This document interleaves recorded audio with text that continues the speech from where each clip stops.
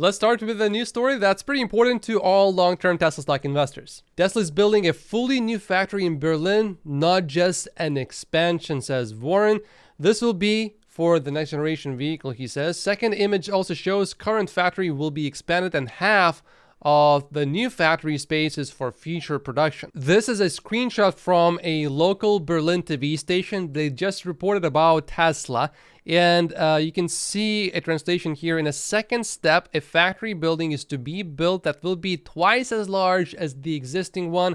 I think they are talking about this one right here. As you can see, there are still forests in this screenshot that need to be cleared, so there's a lot of work to be done still, but this is pretty big. This is all in German, so I will just read it for you. The captions at the bottom. The second factory is being built here. In the end, you will see on the east side of the A10 between Freienbrink and Erkner almost nothing else but Tesla. 2 kilometers of factory buildings right here. In the existing factory, Tesla plans to build 500,000 cars a year. With the expansion, it should become 1 million cars. That is going to be a big deal. As a first step, Tesla plans to make changes to the existing facilities and invest in battery recycling and waste treatment. As you can see, these are existing facilities. That's the wastewater treatment plant. Tesla wants to convert it into a reprocessing plant. This would eliminate the need for additional fresh water, which is a big deal because all these environmentalist groups keep giving us trouble. In a second step, a factory building is to be built that will be twice as large as the existing one. So that's one in that other color. According to the application documents, this is to be set on 81,000 piles. In the third step, production equipment is to be installed in the factory buildings. Another battery manufacturing facility will also be built with a capacity of 50 gigawatt hours per year. That sort of battery production should be enough for perhaps 500,000 vehicles. We have pretty big news from China. This is Giga Shanghai, and you can see 180 wrapped cars in this Giga Shanghai parking lot. A whole bunch of vehicles here, and then there's more here. Now, to me, it doesn't look exactly like 180, but I think someone probably counted them, and there's perhaps more that they can't see here. So it's probably quite a bit, but either way, whatever I see here, it is fairly significant. Why do you think these vehicles are covered? I am roughly 99% sure that these are refresh Model 3s. The only reason why Tesla is covering them, I think, is because they have this new exterior design. And Tesla does not want the word to spread all over the internet that very soon there's going to be a new Model 3. We don't want that Osborne effect where people will stop buying the old one just because now they can buy the new one. Well, they can't buy it yet, but probably very soon they will be able to. And I actually found the original, and you can see there were more vehicles over there as well. If you want to rewind and check and count every single one of them. This is not a happy story. 2 employees for electric car company Tesla are accused of mishandling employee data, accidentally leaking over 75,000 individuals' information to a foreign media outlet. That foreign media outlet, which is German, informed Tesla on May 10th that it had obtained Tesla confidential information. The investigation revealed that 2 former Tesla employees misappropriated the information in violation of Tesla's IT security and data protection policies and shared it with the media outlet. Tesla wrote in its initial report of the incident. The outlet has stated that it does not intend to publish the personal information and in any event is legally prohibited from using it inappropriately. Tesla immediately took legal action, filing lawsuits against the employees. Unfortunately, though, social security numbers were among that leaked information as well. Now, from my experience, usually when there is a leak, accidental leak,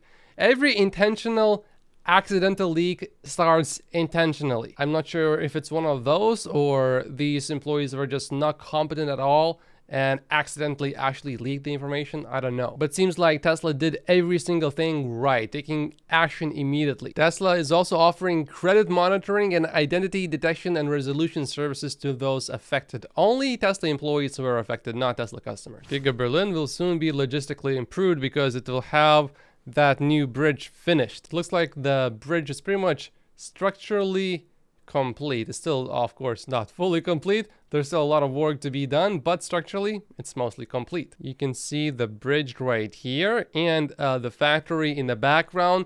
If you saw logistics problems, that can only help Tesla. Seems like they are also building a new road here. There's this rumor from China that Tesla is supposedly planning to build another factory or facility in China, and it would be in this location that you probably have never heard of. It would be in northeast China. If you remember, recently there was some concern about Tesla's data in China. Maybe Tesla is trying to build a new data center, perhaps. Also, according to the screenshot attached, the exact words were "in discussion" and the officials hope.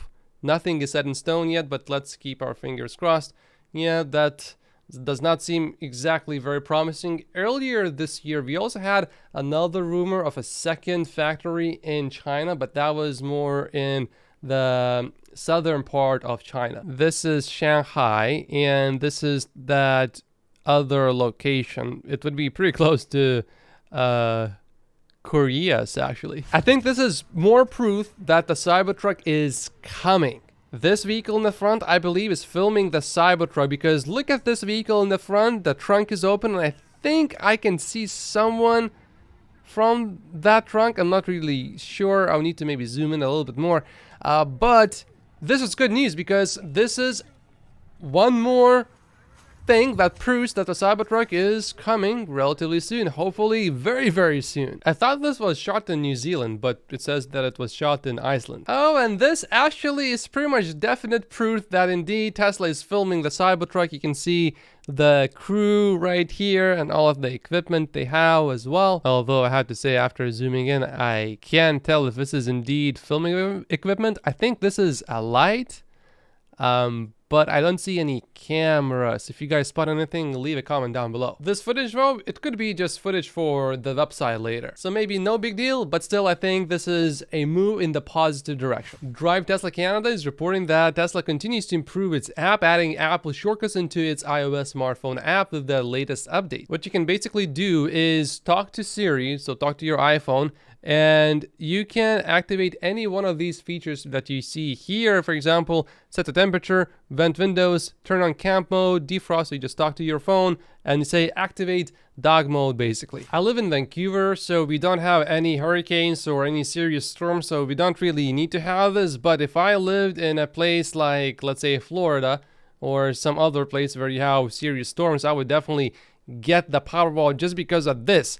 The Powerwall, Tesla Powerwall, automatically charges itself fully because a tropical storm is forecast in this area. That's a nice luxury to have. With so many automakers adopting Tesla's charging standard, when do you think companies like Volkswagen eventually will cave in? If they were smart, they would have done it already, but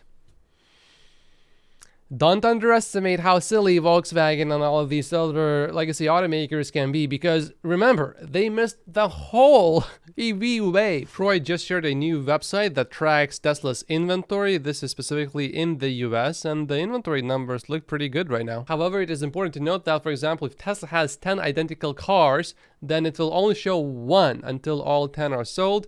And therefore, Troy thinks that the actual number is about 8 times higher than what you actually see on the chart. We still have Tesla-info.com, and you can see Model 3 and Model Y inventory here in the US. And this is that new website.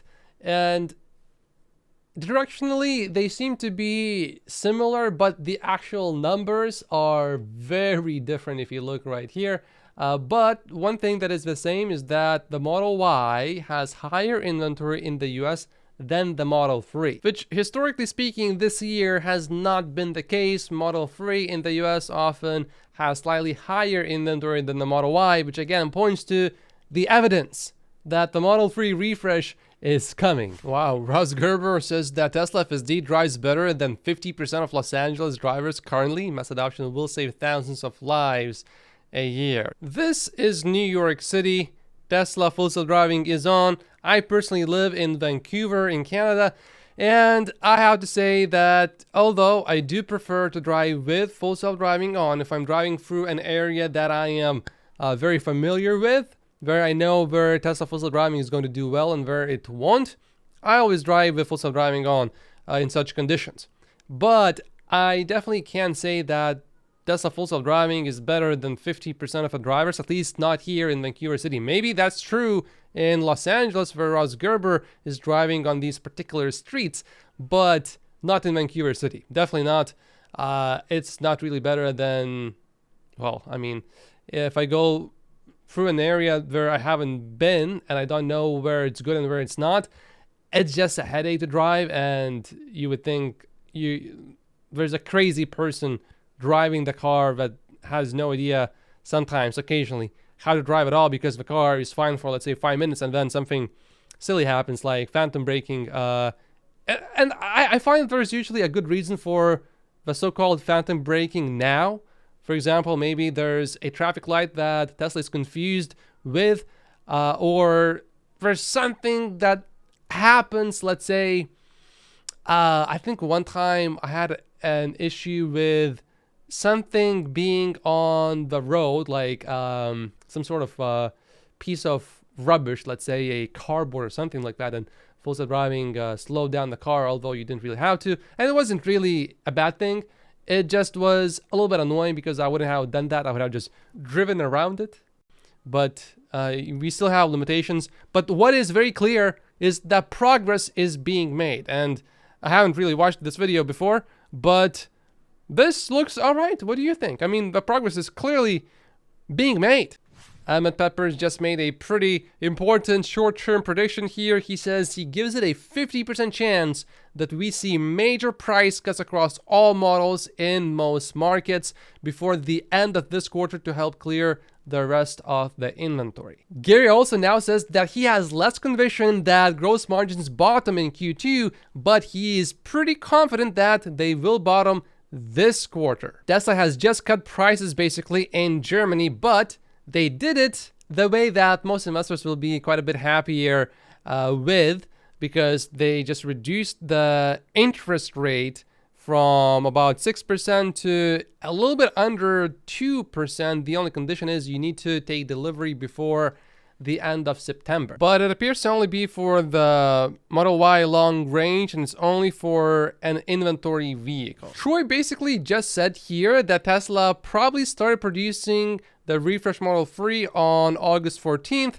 Now that Troy has said it, you know, it's probably not really a rumor anymore. This is real. Tesla is doing a bit more discounting for the Model S, this time in South Korea. I really liked the reply to this post. Many portfolio managers are frustrated that Tesla is pursuing short-term discounting rather than building long-term brand equity through education of legacy auto consumers about the benefits of going EV, short-term versus long-term thinking. But this is where it gets really interesting. Many retail investors are frustrated that portfolio managers are pursuing short-term thinking rather than building long-term equity through educating themselves.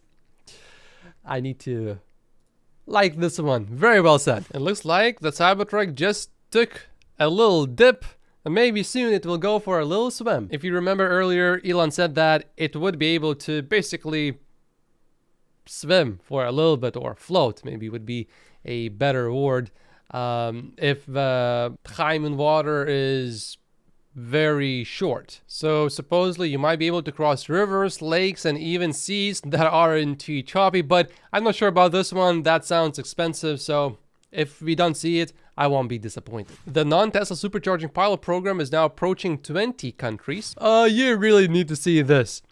So remember how Elon tweeted that the block feature is going to be deleted as a feature except for direct messages? And then he got community noted that according to the Play Store rules and the App Store rules on the iPhone, he can't do it. And then Elon said that, well, that note isn't correct, and the community note already voted it away, meaning Elon thinks that he can make that change, but then Elon got community noted again. The note is still on the tweet. This new platform that Elon is building, I'm starting to really love it. And YouTube says you should watch this video next, but if you haven't finished watching this Elon Musk interview, watch this one first. My name is Matt Posius. Like and subscribe if you haven't yet, and I will see you in the next video. Thank you so much for watching.